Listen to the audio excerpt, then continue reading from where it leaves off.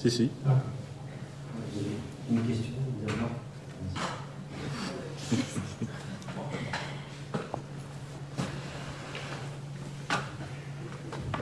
Merci. Bon, j'insiste parce qu'il fait partie de la délibération, donc c'est important de visualiser au moins de vote. Moi, j'ai une question sur ce tableau, puisque c'est un tableau qui récapitule les différents membres du conseil municipal. Et ce tableau fait apparaître 4 conseillers délégués, et donc je voulais vous demander de qui il s'agit.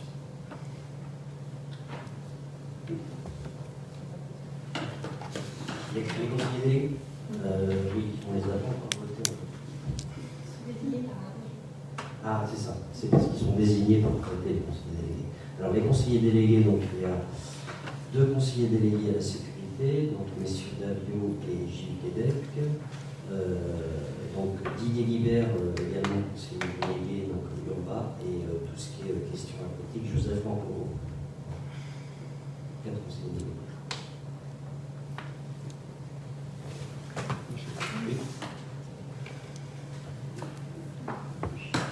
J'ai une réaction à vite, bon, on la prend maintenant.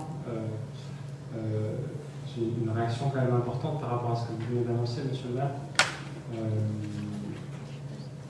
Vous êtes en train de composer un exécutif municipal qui est composé de 9 hommes et 3 femmes.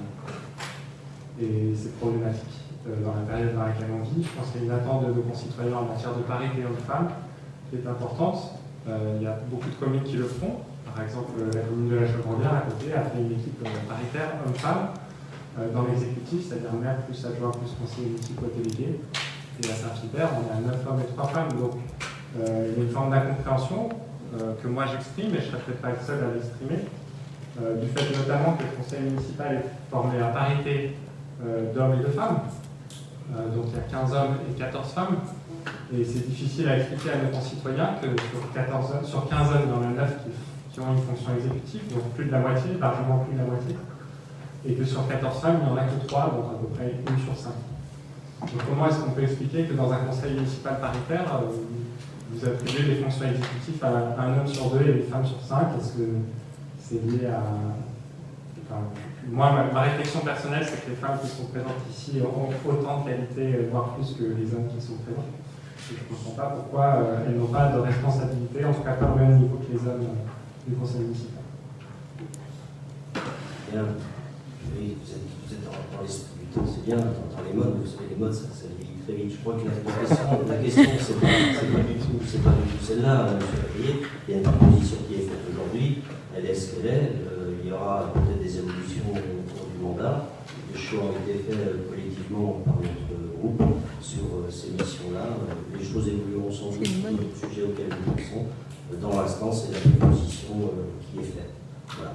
Surtout qu'il faut rappeler que ça a été fait suivant le discours. Attendez, par contre, je vais rappeler les règles de fonctionnement du conseil municipal. Si vous souhaitez avoir la parole, vous avez la gentillesse de me le demander pour que je puisse ensuite vous donner la parole. Si tu veux la parole, Sébastien, je te la donne.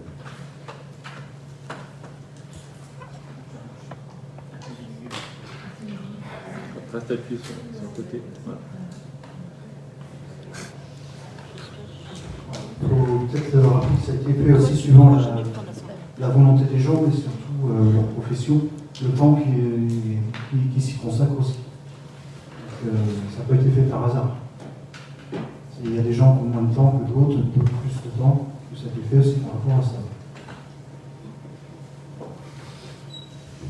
Oui, Juste moi, ce qui me fait bondir, c'est d'entendre parler que la parité, c'est un effet de mode.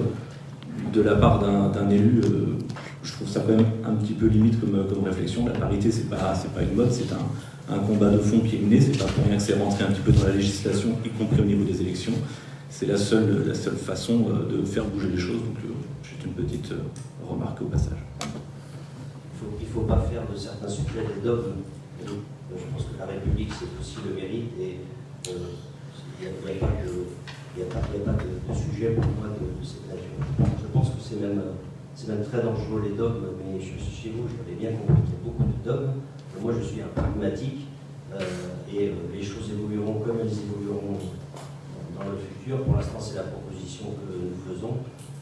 Je préfère effectivement ce qu'a dit Sébastien, c'est-à-dire que les gens qui ont envie, qu'on tente surtout parfois de s'impliquer, le risque aussi pour pratiqué dans d'autres collectivités, c'est que si on voit des gens qui ont été mis dans des fonctions et qui ne les exercent pas, c'est ce que j'ai pu constater pour les hommes comme pour les femmes.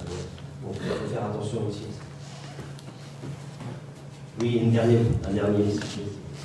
Dernière intervention, vu que vous m'avez attaqué directement, de quel dogme vous parlez exactement? Enfin, Il ne faut pas faire de tout un dogme, qu'il y ait une tendance de la société vers certaines évolutions, mais je pense que la République, c'est d'abord le mérite, et je suis toujours très réservé sur ce qui peut devenir très vite un dogme, et d'ailleurs votre attitude le montre bien. Il faut faire très très attention à ne pas se laisser enfermer. Moi, je ne me laisse pas enfermer par les dogmes. Voilà, on va clore le débat, peut-être une dernière intervention sur... Oui, parce que c'est vous qui remettez une touche à chaque fois, donc c'est pas quand même notre attitude. Mais le fait de ne pas appliquer la parité, de ne pas la mettre en œuvre, vous pouvez avoir toutes les excuses du monde et attaquer votre opposition, ça ne va pas vous excuser, monsieur le maire. Il y a une tendance de fond de la société qui est de considérer à égalité les hommes et les femmes. Vous ne le faites pas, laissez-moi parler, je ne vous ai pas interrompu, monsieur le maire. Vous ne le faites pas, vous utilisez des arguments qu'on entend depuis 50 ans, de dire les femmes elles n'ont pas le temps, elles ne veulent pas s'investir. Vous avez fait une réflexion sur en matière de responsabilité, vous avez précisé que ça s'appliquait aux hommes et aux femmes, donc ça, tant mieux. Mais aujourd'hui, l'argument, je vais vous citer, monsieur le maire, que de dire que vous nommez des gens sur le critère de savoir combien de temps ils peuvent s'investir et quelles responsabilités ils sont prêts à prendre, cet argument-là n'a rien à faire dans un débat sur l'égalité homme-femme, parce que les femmes ont autant de temps et autant envie de prendre des responsabilités que les hommes. Donc, ces arguments-là, moi je pensais qu'on ne les entendrait plus dans une collectivité comme la nôtre. C'est vous qui en parlez, monsieur Aurier. Non, je vous ai cité. C'est vous qui en parlez. Vous voulez absolument de tout faire une polémique. Ces sujets vers complément polémique. Excusez-moi, monsieur le maire, vous avez fait un rappel au règlement et vous me coupez la parole. Non, mais je préside ces séances et c'est moi qui donne la parole, monsieur Aurier. Je regrette si. Mais si, je préside cette séance, monsieur Aurier. Je préside ces séances et vous vous exprimez si je vous donne la parole, monsieur Aurier. Vous me l'avez donné, j'aimerais bien pouvoir terminer. Concluez, s'il vous plaît. Merci. J'aurais déjà fini si vous ne m'aviez pas coupé la parole, monsieur le maire. Donc je pense que vos arguments sur l'égalité homme-femme, c'est des arguments d'il y a 50 ans. Aujourd'hui, on est dans une société moderne qui entend donner autant de responsabilités aux hommes et aux femmes. Une commune voisine comme la Chevrolet l'a très bien compris, avec peut-être une personnalité de maire différente.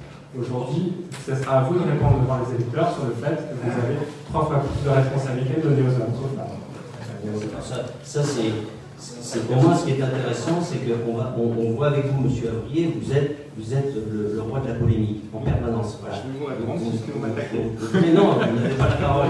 Vous n'avez pas la parole. J'ai le droit de répondre. Mais la caricature vous va bien, mais franchement, ça n'est pas le sujet.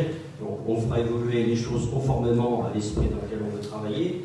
Mais maintenant, c'est bien, on a compris, donc les messieurs que vous étiez, j'en prends acte ce soir. Voilà. Vous sortez du débat. Vous n'avez pas la parole, monsieur Aurier. Vous n'avez pas la parole. Vous n'avez pas la parole, monsieur Aurier. Je vous fais un rappel au règlement, vous n'avez pas la parole.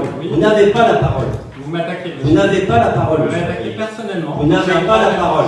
S'il vous plaît, vous taisez. Vous taisez. Vous allez respecter le règlement du conseil municipal. Vous en tirerez pas par des non, mais vous respectez le règlement du conseil municipal. Vous n'avez pas la parole. Vous n'avez pas la parole. Cherchez toutes les excuses. Vous n'avez pas la parole, monsieur Je ne Aurier. peux pas vous pardonner de ne pas respecter l'égalité homme-femme. Vous vous taisez. Vous n'avez pas la parole. Vous venez d'enfreindre le règlement de ce conseil municipal. Vous vous taisez. Non, mais c'est insupportable. Vous vous taisez. Vous n'avez pas la parole, monsieur Aurier. Vous commencez bien mal. Oui. Et on connaît votre établissement. Bien. On va voter. Qui est pour? Contre.